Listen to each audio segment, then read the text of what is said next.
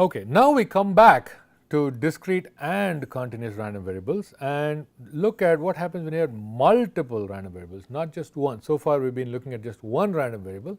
Now let's see what happens when you had multiple of them. Okay. So there are some important things because we're going to see a lot of these multiple random variables. So let's say a little bit about it. So the first thing we're going to talk about is sums and linear combinations. Again, I want to emphasize we include both discrete and continuous. It appears like we spoke a lot about continuous the last few slides, and now we're back to discrete and continuous. So now let's say there are n random variables x1, x2 and so on till xn. Okay, that's all I'm saying. These are n random variables, could be discrete, could be continuous, doesn't matter, could be a combination if you'd like. Then the expected value of the sum of the random variables, okay, that's what we want to know what it is. So the expected value of the sum of the random variable equals the sum of the expected values. Okay. So that's what this result is. It's a very powerful result. And in fact, it is extraordinarily useful. We won't do much of the usefulness of this in this course, but it's I do want to say that it's very, very important. Now that is just the sum. So that's the first result, sums. You also have a result for linear combination. So if you take the expected value of a linear combination, so a1 times x1 plus a2 times x2 plus a3 times x3 and so on, plus another number called b, then what happens is the a1 comes outside and then the a2 comes outside and so on. So the expected value you get the nice linear combination style. So these results, what's really crucial is the random variables do not even have to be independent. Okay, so that is an extraordinarily powerful result. Okay, now we use this quite a bit both in this course as well as in life. Now if they are independent, then actually it gives you a much stronger result, which is that the variance as well has this. Now if they are not independent, this result is not true for variance. Okay, notice that this b is gone. That is because the variance of a constant is 0. Okay, so the variances also have this similar property, except remember that the variance is random variable squared. So all the prefixes a1, a2 and so on need to be squared. So basically, for example, if I were looking at the variance of a1 x1 plus a2 x2 plus b, then that's equal to a1 squared variance of x1 plus a2 squared variance of x2. That's it. The b goes away, vanishes, because b is not something that varies. Okay, so the expected value is equal to the second moment and so on. Square of the expected value equals the second moment and so on. Okay, now what we will see next is this conditional mean and variance. Now notice the word optional here. Now this is important. That means this will not be tested. Okay, so this topic will not appear in a test. However, these results that look quite nasty is going to be part of the lecture. Okay, so will not be tested, but is useful for the course. So if you are wondering how certain results are derived, clearly you would need to learn this. So I would recommend listening to this but not worrying. So how I would interpret this optional is, it's not, well, I'll stop my recording and then go to the next one. No, don't do that.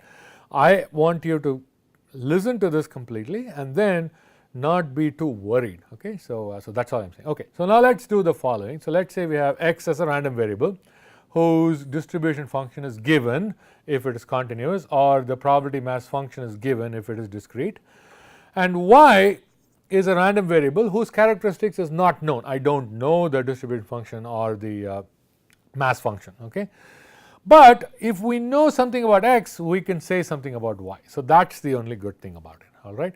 So in other words, I could compute the expected value of y given x and the variance of y given x. Not to worry, we will do a little example in a short while.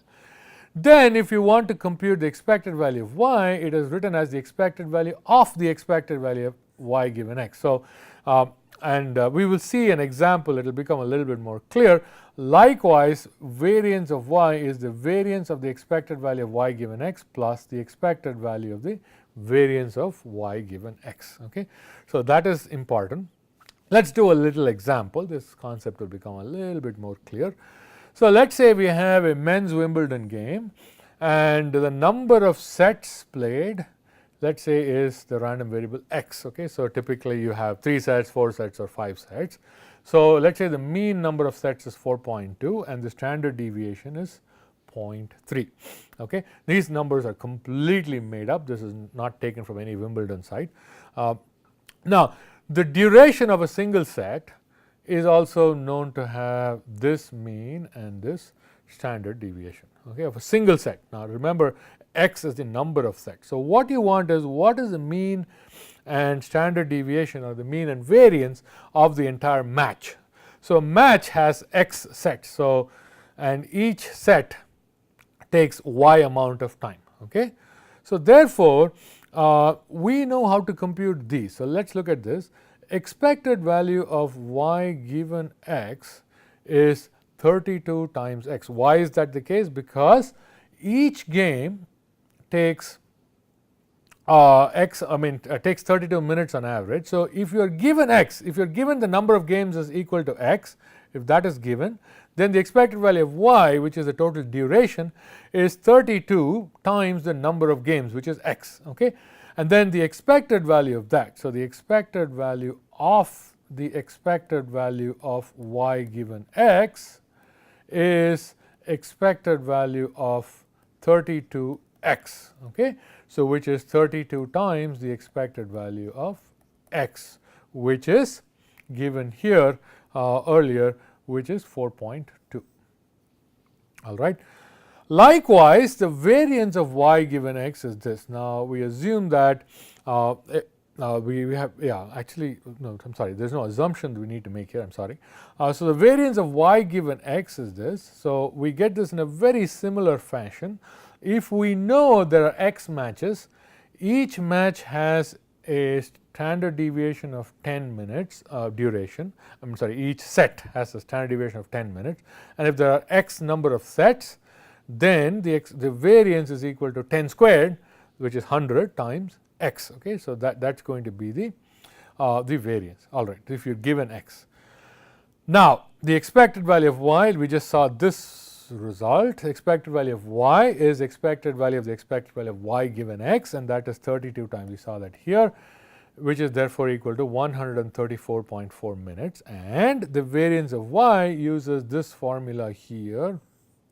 Okay, and says variance of y is the variance of expected value of y given x plus the expected value of variance of y given x. So, we have those two numbers here from this one, and 1024 is basically the variance of expected value of y given x, which is given here. Okay, expected value of y given x is here 32x. So, it is 32 squared variance of x. So, that is what this guy is. All right. So, now if you plugged in the numbers, so this 92.6 is basically 1024 multiplied by 0.3 squared, because this is the standard deviation, this guy, plus 420, which is 44.2 times 100. That you get as 512.16 squared minutes. So, that is the variance. So, that is how we calculate expected value by conditioning and the variance by conditioning. Now, like I said once more, this is an optional. Now, what comes next is not optional. This is required for the course. We will use it several times during this course. It is an important topic. So, now let us say x1, x2, x3 and so on. This is a long set of random variables. And we say that this collection is IID, which means independent and identically distributed. Some books write this in lowercase IID. That is also perfectly legitimate. What is the meaning of IID? Well, that means there is no pattern. The random variables go all over the place. There is no pattern. It is not like the numbers increase and decrease And they could also be thought of as sampled from the same distribution. So that's the identical distribution. So they have to be independent. That means each sample is not dependent on the previous sample or the ones before that and so on. Okay, and then they are also identically distributed. So recall the example that we had in the solar power. So it kind of looks like this, and then the random quantity, let's say every hour you took, and this was good, and then the values start to go like this, like this, like this. These numbers are not independent or identically distributed. As a matter of fact, they're not independent because this number probably depends on the time of the day, and okay, this number is expected to be smaller in general than this number and so on. Also, they're not identically distributed. These guys are all different distributions. Okay, so that's an example where something is not. So there is no pattern, but you do see some patterns here. Okay, so that's one of the situations, and also they are not from the same distribution. So what we want is IID. So that is one special type of collection of random variables. For most of this course, we will assume that random variables are IID. So that's an important characteristic. So I may not come back to this. I might just say the random variables are IID. I just want you to think that means there is no pattern and they are identically distributed. So now this point is important, and I want to pick a little picture. So whenever you collect data, and like I said, in practice one would collect a lot of data, and let's say you collect a time series, and then you collect some points, so let me just call this y of t. So the first point is here, the second point is here, the third is here, the fourth is here, the fifth is here, the sixth is here, and then comes down over time. So if you see that there's a pattern, then you'd say, oh, wait a second, I'm not sure this is IID. Okay. However, if you don't, then you say, okay, maybe the values are IID. Now it's hard to get a pattern looking at data like this. That's difficult. Therefore, what one normally does is use what is called an autocorrelation plot. So you do this plot and see if correlations are revealed. And we are not going to talk about that in this course, but a lot of standard packages typically have the autocorrelation function. Go ahead and plug it in and see if there are correlations. Now, if there is correlation, what do you do? Okay, that's not hopeless. If there's correlation, you can do one of two things. Basically one common thing you can do is to model it as a stochastic process. Okay, such as a Markov chain, which we will look at in the very last part of the course, or a Brownian motion, which we will not see in this course, but a lot of times, for example, the stock market is modeled as a geometric, the stock prices are modeled as a geometric Brownian motion. This is something that one does when there is correlation. Another thing that one can do is to model things as a multivariate distribution, and that's the second way of doing this. It's a little bit beyond the scope of this course, so I will not talk about those. Another thing that I would say is always plot a time series plot to see if there are trends over time. Sometimes some values will slowly start to increase over time. Okay, you'll start seeing trends going up, and then in which case you want to catch those. So whenever you get a time series data, plot it and see if there are trends, and this is a very useful tip that I would like to give you all. Now, if one has the option of doing this time series, which I would highly recommend, then if you can transform the data by scaling and translating, then it's possible to handle. Otherwise, time varying data is not very easy. So the most common way of handling time varying data or trends is to transform or scale or translate in some way. So for example, if you look at this, if you plot like this, along this curve, about that curve, things look to be somewhat IID. So that's roughly what people do. Okay. One careful thing is the normal random variable works really well for scaling and translating. Not all random variables scale and translate nicely, especially translation is a big problem for many. Scaling as well, many random variables are okay with that. So you have to be a little bit careful. You cannot just say, okay, we'll do scaling or translating. Okay, I want you to be somewhat careful. Let's move on. The last topic, which we will also do a little demo, is the topic of central limit theorem. Now, this is an important topic because two of our results that will come in the future use the CLT, central limit theorem. Now, again, we have a set of random variables, but we're only assuming that they're independent. We don't want IID. IID would be great, but it's not necessary. Independent is good enough. So x1, x2, x3 are all independent random variables. Now, if they're all normally distributed, even with different parameters, that's okay, then life is easy. Okay, they don't so we don't need IID, but they're independent but normally distributed, then no problem. I have a random variable y which is written as the sum of a1 x1 plus a2 x2 and so on. Then this y itself automatically is normal. For this requires x1 x2 and so on are normal. Okay, this is only if they are normal. Otherwise what happens? Well, turns out that if not, it's not too bad, because what if they're all not normally distributed but they're still independent? Then what do you do? Well, it turns out the central limit theorem comes to our rescue. It tells me that this random variable y that we had here is actually still normally distributed as long as n is large. It says goes to infinite, but it works for fairly reasonably sized values of n. A question that I get asked a lot is what is a good value of n? That is difficult to say. It will work for smaller values of n when the shape of the PDF looks similar to normal.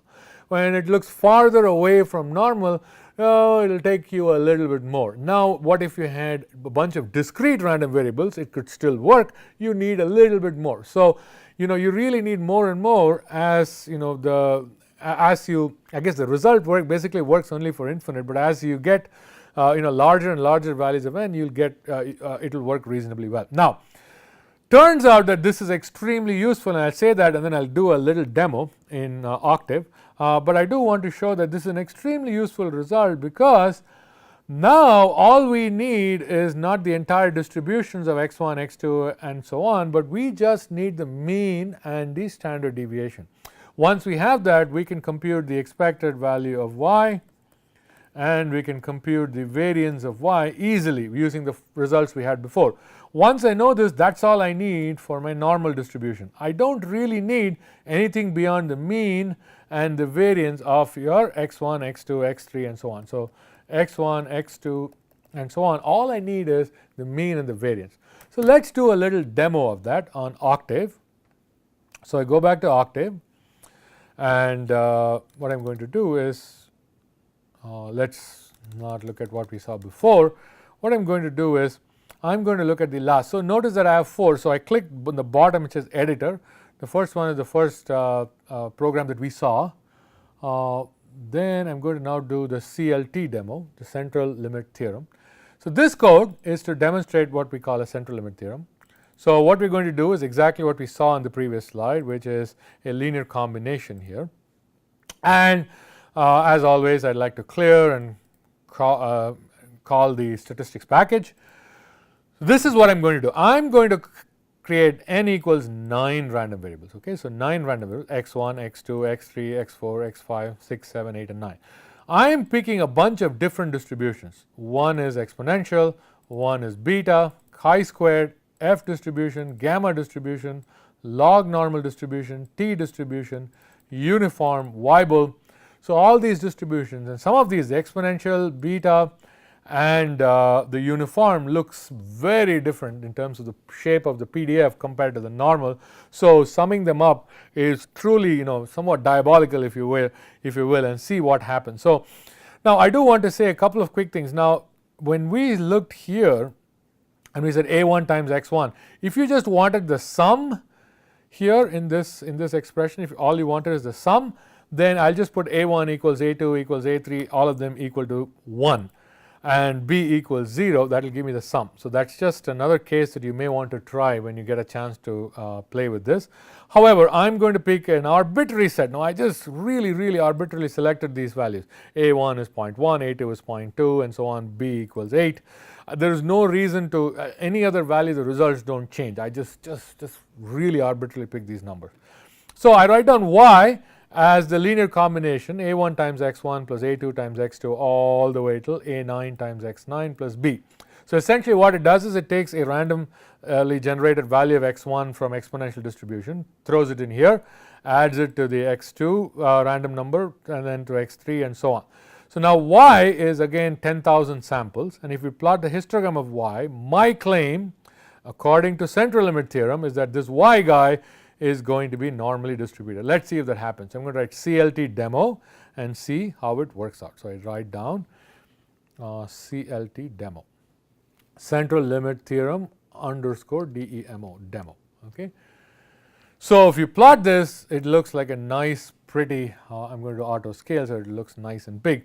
So, let us do this one more time, let us try this again, let us do CLT demo again. So, this is when I say it is a good idea to actually write clear, because now it just clears the value first and then draws another picture. Now, notice that this guy is a little bit skewed on one side. See, this could happen a lot, okay, because you are really adding up not too large numbers, you are only adding up 9 random numbers. That is not the largest that we have seen. So, let us try it one more time and then I will stop.